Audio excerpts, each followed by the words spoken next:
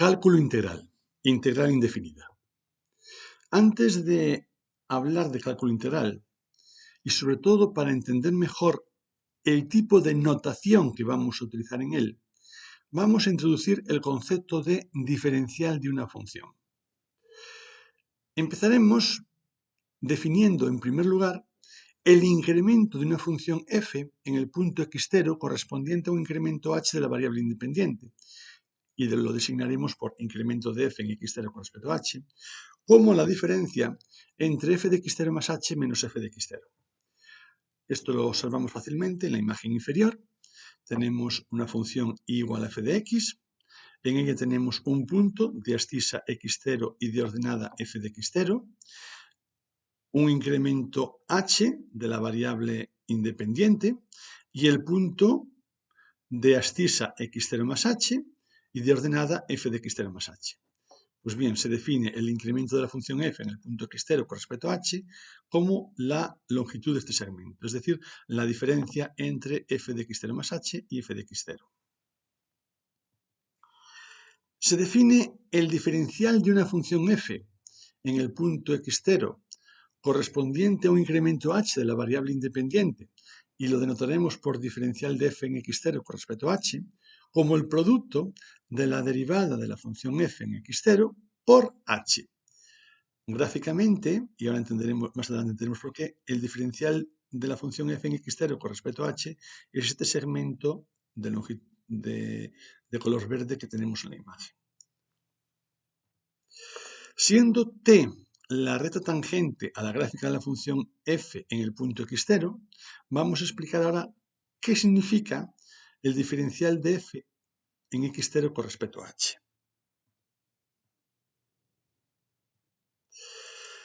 Observamos el triángulo rectángulo determinado por la recta tangente, el cateto h y el cateto diferencial de f en x0 con respecto a h.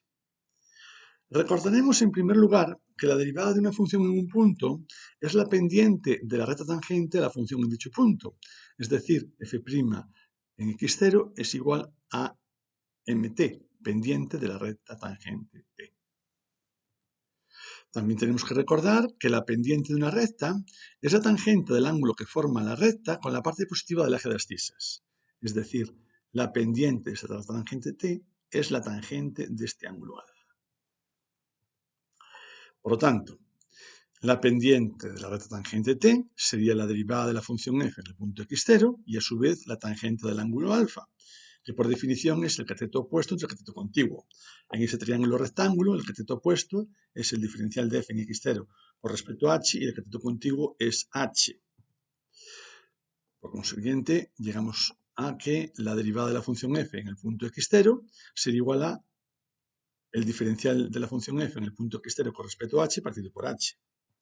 Y de ahí sacamos que el diferencial de la función f en el punto x0 con respecto a h es igual a la derivada de la función f en el punto x0 por h. Es decir, el diferencial de la función f en el punto x0 con respecto a h es el crecimiento de la ordenada de la recta tangente entre x0 y x0 más h.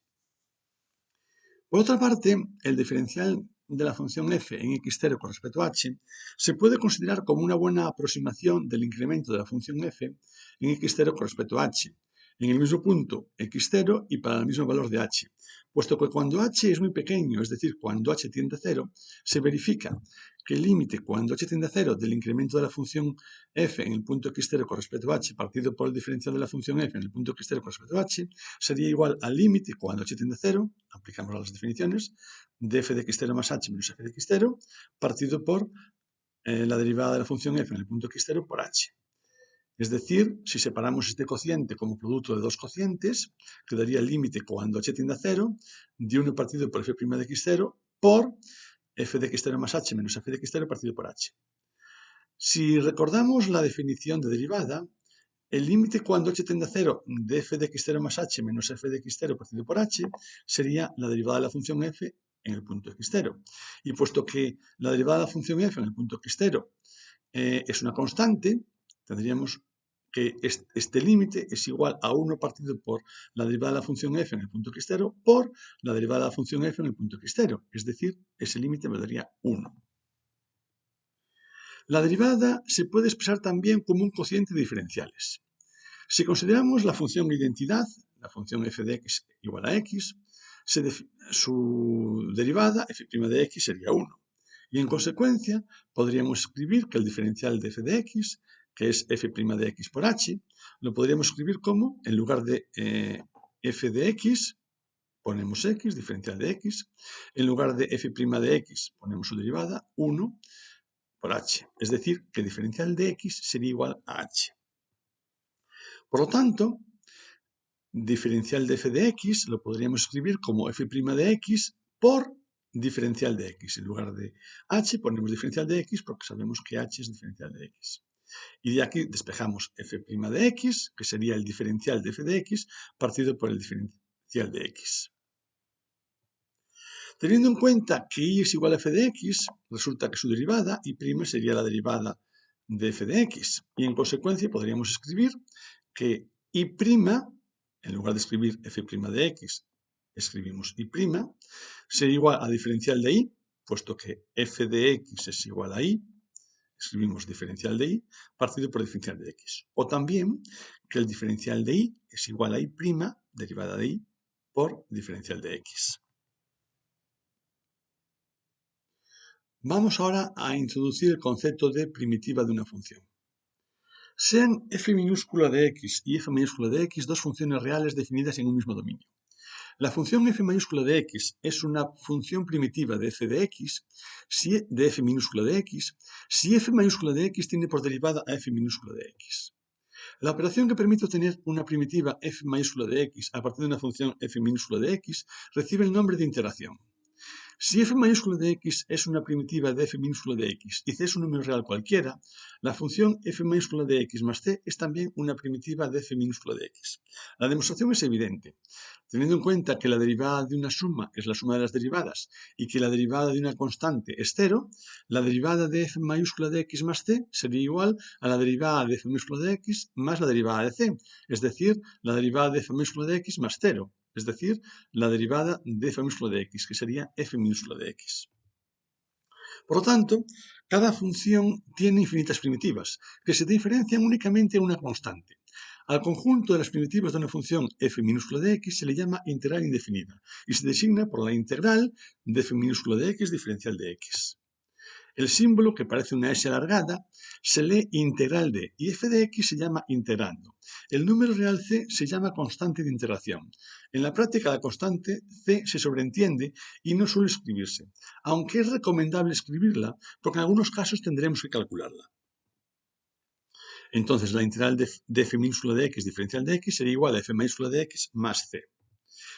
Para entender esto, si a la función f mayúscula de x le aplicamos el cálculo diferencial, obtendríamos su derivada, f mayúscula prima de x, que sería f minúscula de x. Y si a la función f minúscula de x le aplicamos el cálculo integral, la integral de f minúscula de x diferencial de x nos daría f mayúscula de x, es decir, la función original. Por eso se le llama primitiva. Vamos a entender esto mejor con un ejemplo.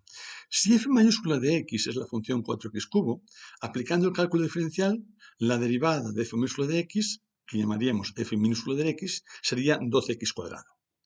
Si a la función f minúscula de x, que es 12x cuadrado, le aplicamos el cálculo integral, la integral de f minúscula de x diferencial de x sería igual a la integral de 12x cuadrado diferencial de x. El 12, como veremos después, lo podremos sacar fuera de la integral porque se trata de una constante y quedaría 12 por la integral de x cuadrado diferencial de x. La integral de x cuadrado es x cubo partido por 3, por lo tanto tendríamos 12 por x cubo partido por 3, es decir, 4x cubo. Observamos que llegamos a la función primitiva, a la función original. Veamos ahora las propiedades lineales de la integración. En primer lugar, la integral de una suma o diferencia de dos funciones es igual a la suma o diferencia de las integrales de dichas funciones. Y una propiedad que utilizaremos con mucha frecuencia, la integral del producto de un número por una función es igual al producto de dicho número por la integral de la función. Esta propiedad, básicamente, lo que nos indica es que las constantes las podemos sacar o introducir en la integral según nos convenga.